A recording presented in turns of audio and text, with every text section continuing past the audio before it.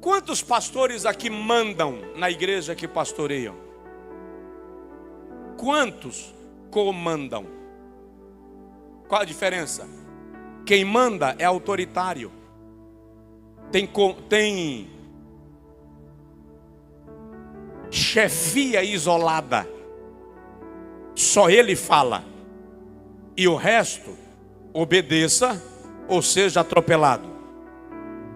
Quem comanda, o prefixo co indica que você manda com alguém.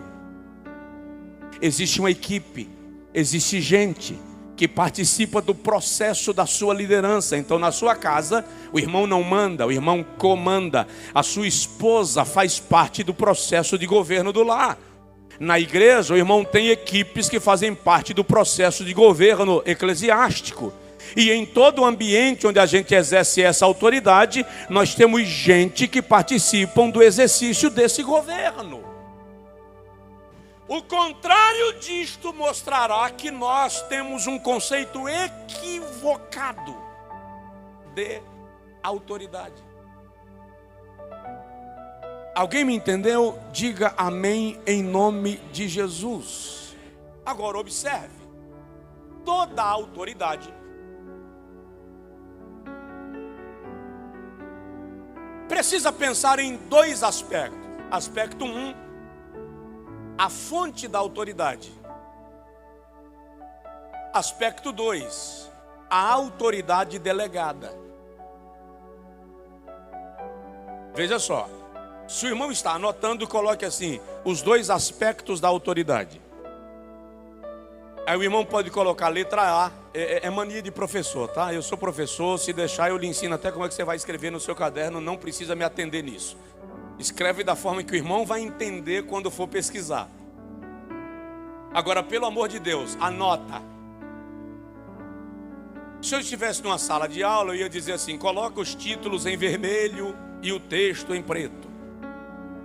Isso é culpa da minha professora de didática e metodologia do ensino científico, que pegava no meu pé o quanto ela podia. E aí ela acabou estabelecendo em mim um padrão. Isso é autoridade. Ela estabeleceu um padrão. Mas vamos lá. Letra A, a fonte da autoridade. Letra B, autoridade delegada.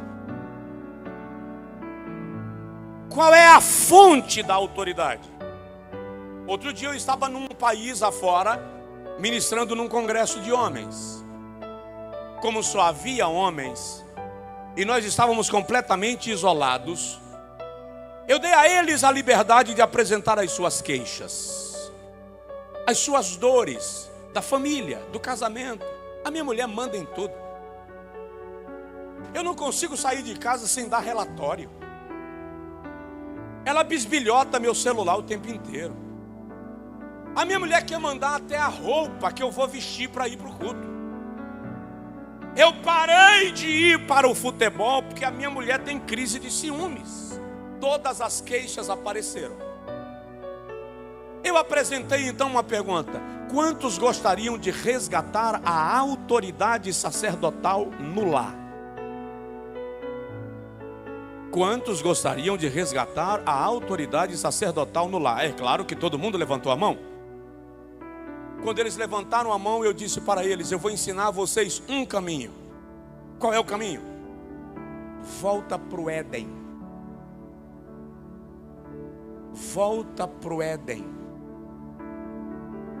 Quando foi que o homem perdeu a sua autoridade como sacerdote? Quando no Éden ele se afastou de Deus. Deus é a fonte da nossa autoridade. O irmão já leu o livro de Jó? Conhece a história de Jó?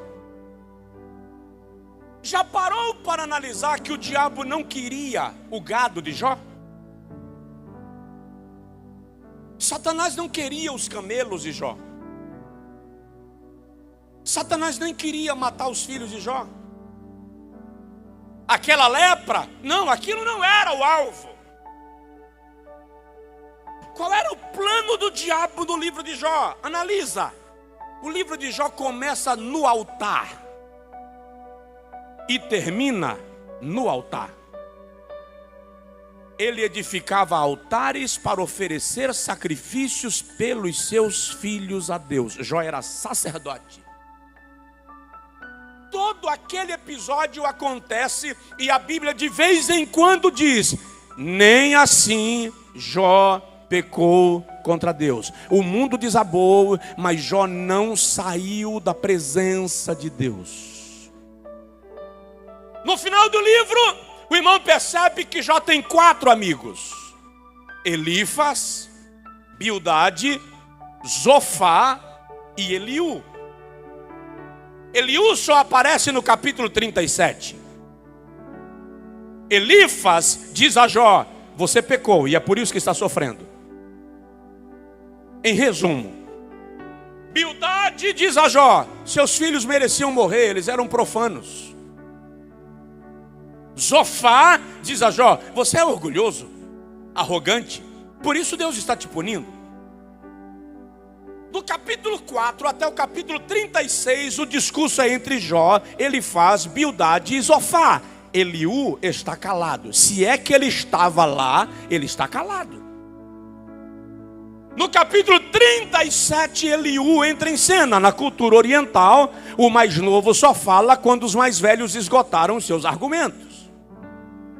Então Eliú entra. Qual é o discurso de Eliú? Jó, eu não sei por que você está sofrendo, e não sei por que o Todo-Poderoso permitiu isso.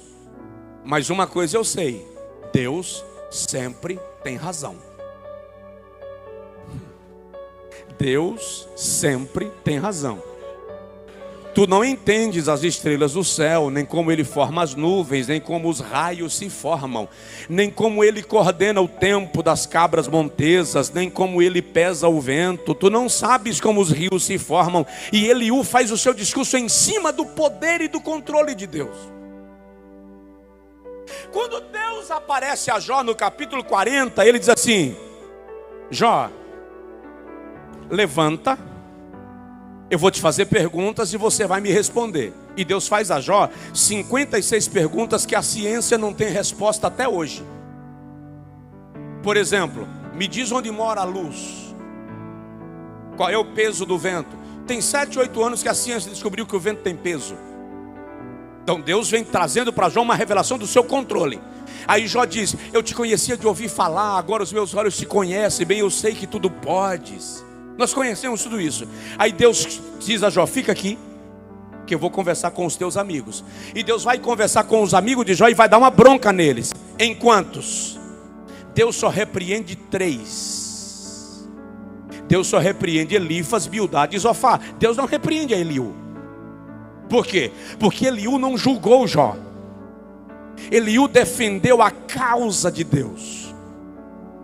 E o Senhor diz a Elifas, Bildade e Zofá: peguem cordeiros e carneiros e novilhos e levem ao meu servo Jó, para que ele ofereça sacrifício por vós a mim, porque a ele eu ouvirei, a vocês não. O que Deus está fazendo ali? Deus está dizendo que a autoridade que Jó tinha no capítulo 1 permanece no capítulo 42. A autoridade não foi minada. O segredo para resgatar a autoridade na igreja, na família, na empresa, na vida, é não se afastar da fonte. Deus é a fonte de toda a autoridade. Pilatos olhou para Jesus e disse: tu sabes que eu tenho autoridade para te livrar da morte. Jesus olhou para Pilatos e disse: tu não terias nenhuma autoridade se ela não te fosse dada pelo meu Pai. João 19, versículo 10. Você não estaria onde você está se o meu Pai não tivesse te colocado aí. No Salmo de número 103, versículo 19, o salmista diz que é o Senhor quem estabelece tronos e governos e reina sobre os céus.